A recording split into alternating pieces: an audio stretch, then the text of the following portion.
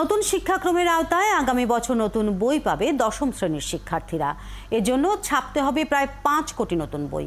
বাড়তি বই ছাপার কাজে চলমান ছাপাখানার সাথে আরও কিছু ছাপাখানা যুক্ত করার পরিকল্পনা জাতীয় শিক্ষাক্রম ও পাঠ্যপুস্তক বোর্ডের। সেই হিসেবে কালো তালিকায় থাকা অনেক প্রতিষ্ঠান হয়তো আবারও কাজ পাবে।